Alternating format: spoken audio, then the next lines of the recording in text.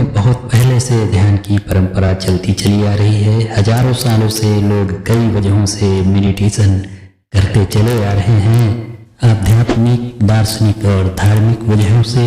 लेकिन कुछ दशकों में वैज्ञानिकों ने कायदे से मेडिटेशन को स्टडी किया। इसे आधुनिक उपकरणों और साइंटिफिक मेथड से टेस्ट किया गया और परिणाम चौंकाने वाले थे। आखिर ऐसा क्या बदल जाता है मेडिटेशन करने के बाद? इन स्टडी में मेडिटेशन करने वालों के मस्तिष्क स्वास्थ्य और जीवन में कई बदलाव देखे गए। ऐसी कौन सी बातें हैं जिन्हें आपको जरूर पता होना चाहिए? चलिए इस वीडियो में इन्हीं पर चर्चा करते हैं। दोस्तों चलिए सबसे पहले ध्यान को विज्ञान की कसौटी पर परखते हैं और देखते हैं। वो समय आपको याद होगा जब अमेरिका का इराक और अफगानिस्तान से युद्ध चल रहा था और इस मोर्चे पर कई सारे सैनिक तैनात थे। ये सैनिक बहुत तनाव भरे माहौल में काम करते थे और अक्सर इनके सामने कई बुरे हादसे होते थे, जिससे इनके शरीर और मन मस्तिष्क पर बहुत बुरा असर पड़ता था। इनमें से कई सारे सैनिक जब अपने देश और अपने घर वापस लौटते हैं तब इन्हें एक मानसिक बीमारी घेर लेती है जिसका नाम है पोस्ट ट्रियोमेटिक स्ट्रेस डिसऑर्डर, शॉर्ट में कहें तो PTSD। इस बीमारी की वजह से इन्हें हादसों या पुरानी यादों या कहें फ्लैशबैक, बुरे सपने और भयंकर घबराहट का सामना करना पड़ता था।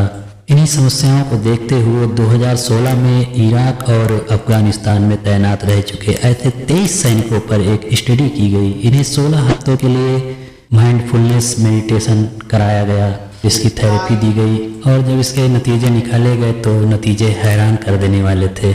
इन सैनिकों में PTSD से बहुत ज़्यादा राहत देखने को मिली।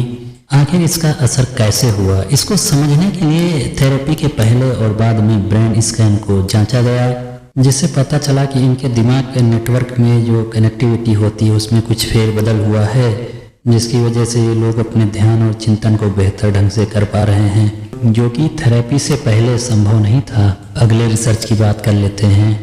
2010 में हार्वर्ड यूनिवर्सिटी ने ध्यान से जुड़ी एक महत्वपूर्ण रिसर्च को अंजाम दिया।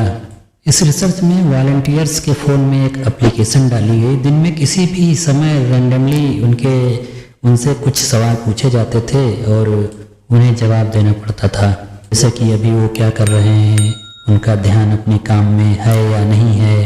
कभी भी नोटिफिकेशन आता था और उन्हें उन सवालों का जवाब देना पड़ता था। इस रिसर्च में यह सामने आया कि लगभग 47% वक्त लोगों का दिमाग हमेशा भटकता रहता है। मसलन हम कर कुछ और रहे होते हैं और हमारे दिमाग में चल कुछ और रहा होता है।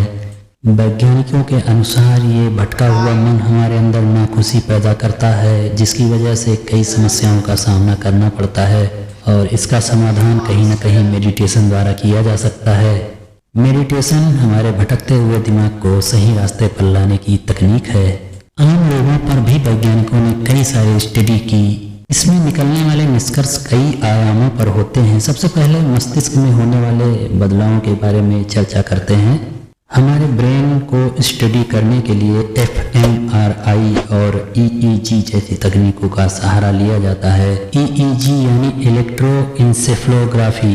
इसमें हमें बहुत सारे सेंसर वाली एक टोपी पहनाई जाती है जो हमारे दिमाग में होने वाली छोटी छोटी हलचल को भी पकड़ लेती हैं, क्योंकि हमारे दिमाग की कोशिकाएं इलेक्ट्रिक सिग्नल के द्वारा ही एक दूसरे से बात करती हैं या फिर एक दूसरे को सूचनाएं पहुंचाती हैं। दूसरी तकनीक है fMRI, जिसका पूरा नाम है फंक्शनल मैग्नेटिक रेजोनेंस इमेजिंग।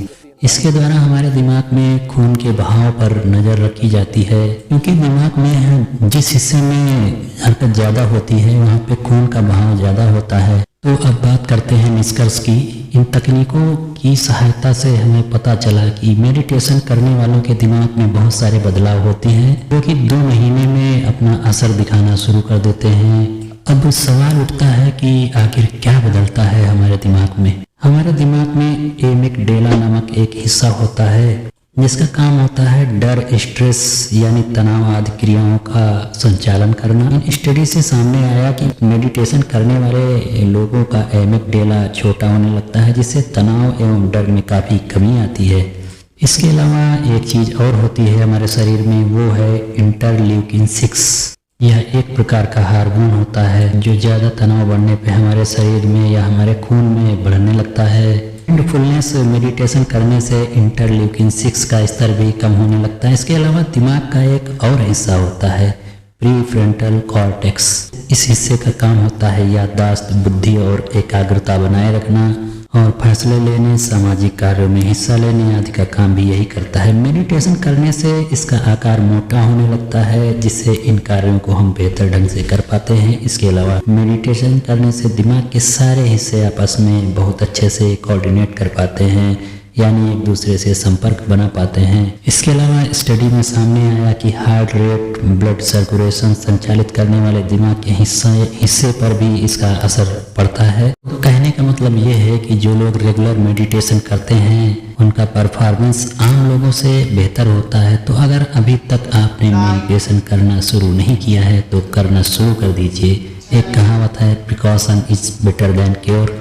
कहने का मतलब है आपको कोई बीमारी हो उससे पहले ही उसके लिए अपने शरीर को तैयार कर लीजिए ताकि आपको कोई बीमारी हो ही ना। आशा करते हैं आपको ये वीडियो अच्छा लगा होगा, तो इसी बात पर चैनल को सब्सक्राइब कर दीजिए ताकि ऐसे ही वीडियो आप तक पहुंचते रहें। फिर मिलते हैं अगले वीडियो में।